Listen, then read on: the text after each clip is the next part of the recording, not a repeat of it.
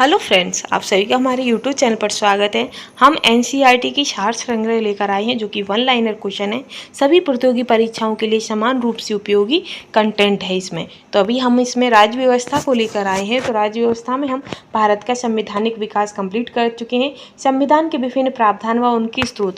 तो हम इसकी जो डेली टॉपिक वाइज यानी कि चैप्टर वाइज हम क्वेश्चन आंसर कंप्लीट कर रहे हैं। तो चलिए हम सीधे अपने टॉपिक पर चलेंगे। आज के टॉपिक पर आज का हमारा टॉपिक रहेगा भारतीय संविधान की प्रमुख विशेषताएं। जो हमारा संविधान है उसकी प्रमुख विशेषताएं क्या क्या हैं, उससे संबंधित जो भी इम्पोर्टेंट क्वेश्चन है उन्हें हम करेंगे। तो जिसमें हमारा पहला क्वेश्चन रहेगा कि भारतीय संविधान में हमारे राष्ट्र का उल्लेख किन नामों से किया गया है। ये क्वेश्चन काफ़ी बार पूछा गया है कि हमारा जो राष्ट्रीय संविधान है, हमारा जो संविधान है उसमें राष्ट्र का जो उल्लेख है वो किन नामों से किया गया है। तो वो आपका इंडिया दैट इज भारत यानी कि इंडिया और भारत दो नामों से किया गया है। ठीक है, आगे है कि भारतीय संविधान में किस प्रकार की शासन प्रणाली की व्यवस्था है। तो हमारा जो संविधान है उसमें आपकी संसदात्मक शासन प्रणाली है। कैसी शासन प्रणाली है? संसदात्मक। ठीक है, आगे हम बढ़ेंगे नेक्स्ट क्वेश्चन पर। नेक्स्ट रहेगा आपका कि संसदात्मक शासन व्यवस्था में विधायिका का कार्यपालिका पर नियंत्रण होता है। जो हमारी संसदात्मक शासन व्यवस्था होती है उसमें किसका नियंत्रण होता है? तो उसमें विधायिका का कार्यपालिका पर नियंत्रण होता है। ठीक है, आगे चलेंगे कि अध्यात्मक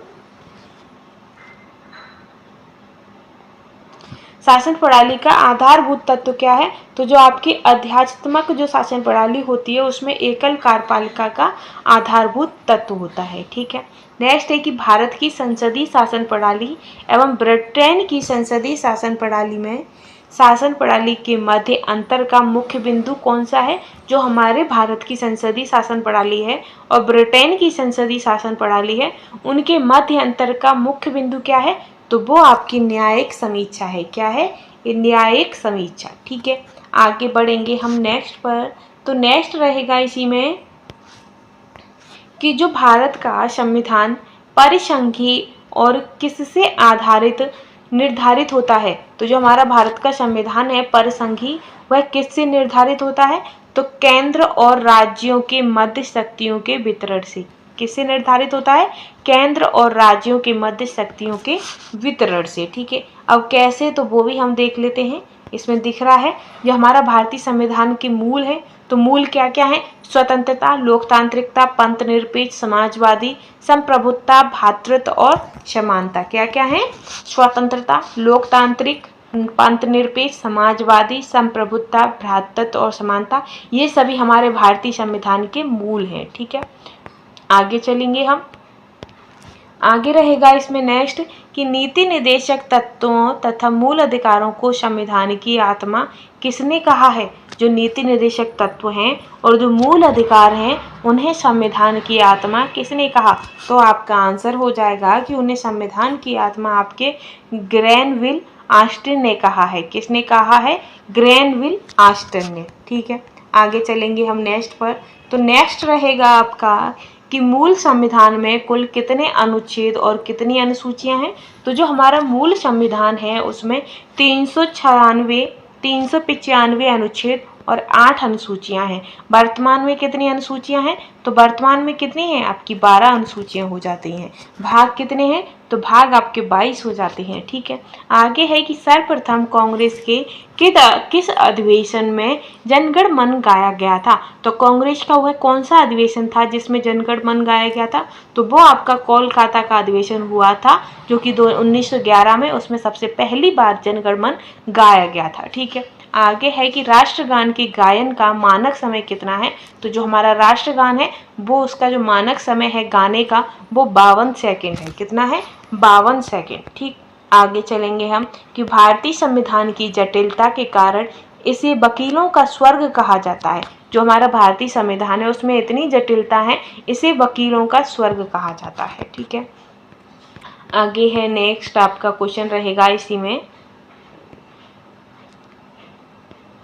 कि भारतीय संविधान अधिक कठोर तथा अधिक लचीले के मध्य एक अच्छा संतुलन स्थापित करता है। यह कथन किसका है? तो ये आपका के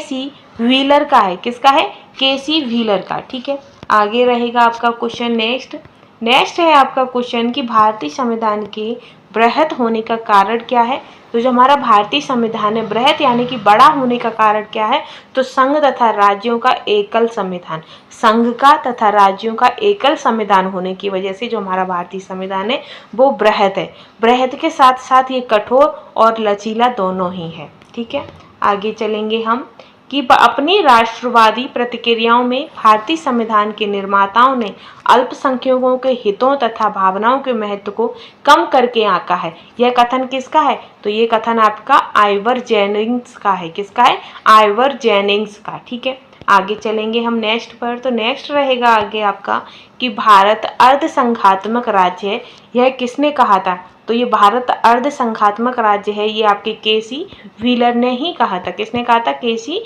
व्हीलर ने कहा था। ठीक है, आगे चलेंगे हम कि भारत में राजनीतिक सत्ता का प्रमुख स्रोत क्या है। तो हमारी भारत में जो राजनीतिक सत्ता का जो प्रमुख स्रोत है वो हमारी जनता है, भारत की जनता है। ठीक है, आगे रहेगा आपका कि कोई भी संविधान कितना भी अच्छा क्यों ना हो, यदि उसे क्रियान्वित करने वाले बुरे व्यक्ति हैं तो संविधान भी बुरा हो जाएगा। ये किसने कहा था, तो ये जो कथन है आपका भीमराव अंबेडकर ने कहा था। और संविधान को संघात्मक के तंग ढांचे में नहीं डाला गया है, ये भी किसने कहा था, तो ये भी आपका भीमराव अंबेडकर का ही कथन है। आगे है कि भारत की स्वतंत्रता के बाद भारतीय राष्ट्रीय कांग्रेस को एक राजनीतिक दल के रूप में भंग कर दिया जाना चाहिए। यह सुझाव किसने दिया था, तो जो ये सुझाव जो था वो महात्मा गांधी ने दिया था। महात्मा गांधी ने कहा था कि भारत की स्वतंत्रता के बाद यदि भारतीय राष्ट्रीय कांग्रेस को एक राजनीतिक दल के रूप में भंग कर दिया जाएगा। ये किसने कहा था, महात्मा गांधी ने। आगे बढ़ेंगे हम नेक्स्ट क्वेश्चन पर। तो नेक्स्ट आपका आगे रहेगा कि भारतीय संघवाद को सहकारी संघवाद किसने कहा था। तो जो भारतीय संघवाद है उसे सहकारी संघवाद किसने कहा था, तो वो आपका जी ऑस्टिन ने कहा था, जी ऑस्टिन ने। ठीक है, आगे है आपका कि अध्यक्षात्मक शासन प्रणाली में कार्यपालिका की समस्त शक्तियां किसमें निहित होती हैं। तो जो कार्यपालिका की जो समस्त शक्तियां हैं वो राष्ट्रपति में निहित होती हैं। किसमें होती हैं, राष्ट्रपति में निहित होती हैं। ठीक है, आगे है कि मौलाना अब्दुल कलाम आजाद ने संविधान सभा में वयस्क मताधिकार को 15 वर्ष के लिए स्थगित करने की बात की थी। किसने 15 वर्ष के लिए स्थगित करने की बात की थी वयस्क मताधिकार को, तो मौलाना अब्दुल कलाम को। ठीक है, आगे चलेंगे कि भारत का राष्ट्रीय पशु कौन सा है। तो सभी को पता है भारत का राष्ट्रीय पशु बाघ है। ठीक है, कौन सा है, बाघ। आगे है कि भारत का राष्ट्रीय पुष्प कौन सा है। तो भारत का राष्ट्रीय पुष्प आपका कमल है। क्या है, कमल। ठीक है, आगे रहेगा कि भारत का राष्ट्रीय पक्षी कौन सा है। तो आपका आंसर हो जाएगा मोर। भारत का राष्ट्रीय पक्षी कौन सा है, मोर है। ठीक है, फिर है राष्ट्रीय ध्वज के जो तीलियां हैं, चक्र के अंदर जो तीलियां हैं उसमें कितनी तीलियां हैं, तो आपकी 24 तीलियां हैं।